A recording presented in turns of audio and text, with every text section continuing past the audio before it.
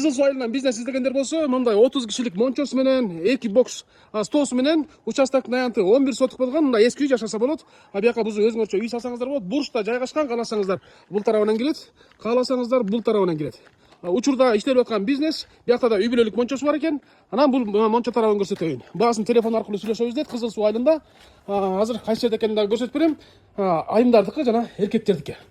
Даяр иштелип аткан, учурда иштелип аткан мончо экен. Бүгүн жакпаптыр. Мына чечинген жери. Учурда иштеп акча табылып аткан даяр бизнес. Ушундай эле айымдар тарабы дагы ушундай биягы парилкасы экен. Шундан караганда мына бурчта жайгашкан үй. Бул көчө кайсы көчө болуп атат? Титова.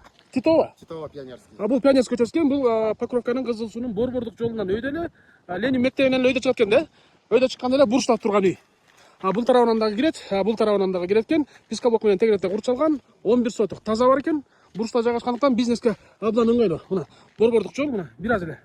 Бул тарабында стол бар экен. Учурда иштелип аткан эле стол, Мына ямасы менен 2 киши 2 машина киргизип алып иштей берсе болот экен.